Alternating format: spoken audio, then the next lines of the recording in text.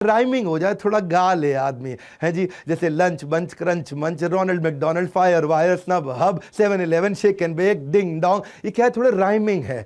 15वीं strategy क्या है कि आप देखिए, चेक करिए कि नाम क्रिएट कैसे किए गए हैं, ये कंसीडरेशन है आपके लिए। जाकर के चेक करिए बाकी ब्रांड्स के नाम कैसे रखे। नाइकी ने नाम कैसे रखा, जो ग्रीस की गॉडेस थी विक्ट्री, उसके ऊपर रखा है नाइकी नाम। कोका कोला क्या है, कोका लीव्स, कोला बेरीज, इन दोनों को जोड़ा तो कोका कोला बन गया। पेप्सी क्या है, पेप्सिन नाम का एक डाइजेस्टिव हुआ करता था, पेप्सिन, जिससे आदमी का भोजन पच जाए, उससे नाम आया था पेप्सी। अमेज़न दुनिया की सबसे बड़ी नदी का आया था। नोकिया जो सिटी है फिनलैंड के अंदर जहां से नोकिया कंपनी चालू हुई, वो शहर का नाम था। वोडाफोन, इसमें क्या है जी, वीओ मतलब वॉइस, फोन पे बात करो। डीए मतलब डेटा, इंटरनेट यूज करो। फोन मतलब टेलीफोन, तो आ गया वोडाफोन। ऐसे ही फोक्स वैगन जर्मन वर्ड है, इसका मतलब है पीपल्स कार। फोक्स मतलब लोग, वैगन मतलब गाड़ी। माइक्रोसॉफ्ट मतलब माइक्रो कंप्यूटर और सॉफ्टवेयर को जोड़ दिया है, इसी से बन गया माइक्रोसॉफ्ट। नीविया क्या है, इसका मतलब होता है स्नो व्हाइट, तो क्योंकि व्हाइट कलर की होती है नीविया क्रीम। 16वीं स्ट्रैटेजी है, गलती से भी ऐसा ना हो कि आपकी भाषा में नाम का मतलब कुछ और जहां पे आप माल बेचने जा रहे हैं उस देश में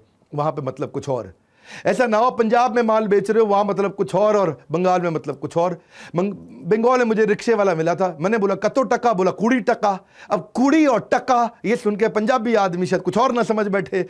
जो वर्ड आप रखने वाले हो कंपनी का नाम, जैसे ब्रैट है, अंग्रेजी इसका मतलब होता है नॉटी बच्चा, लेकिन रशिया में इसका मतलब है भिखारी।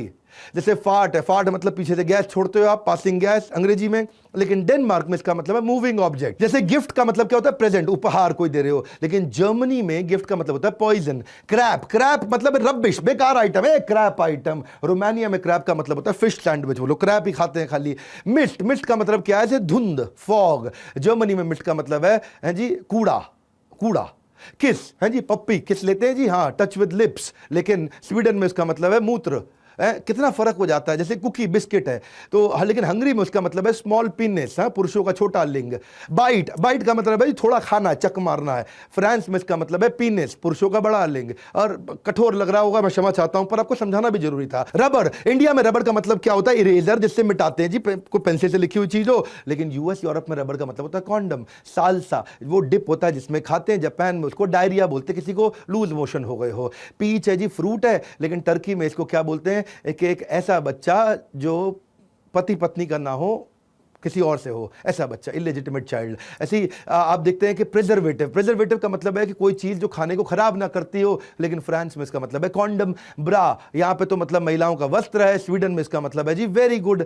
तो स्मोकिंग का यहां कुछ और मतलब है, और फ्रांस में इसका मतलब है कपड़े। पेडे का मतलब है यहां जिस दिन तनख्वाह मिलेगी। पोर्चुगल में मतलब है कि मेरे को आ रही है जी गैस मारने वाला हूं, ऐसा पूं करके। फेस का मतलब है जी चेहरा, लेकिन वहां पे फेस का मतलब है आपका तशरीफ, तो मतलब जो है जी आपके बटक। तो ये सब चीजें चेक करनी जरूरी है। 17वां है कि अपना लीगल ट्रेडमार्क जरूर चेक कर लो कि लीगली ये नाम अवेलेबल है कि नहीं है, जो नाम रखने वाले उसका ट्रेडमार्क क्या है। क्योंकि हम भी बड़ा बिजनेस में जो एवरीथिंग अबाउट एंटरप्रेन्योरशिप है उसमें इसको बहुत डिटेल में समझा रहे हैं, आपको फ्रेमवर्क भी दे रहे हैं कि इसको अप्लाई कैसे करना है। और 18वीं स्ट्रैटेजी आखिरी जो बताने वाली थी कि डोमेन अवेलेबिलिटी चेक कर लो।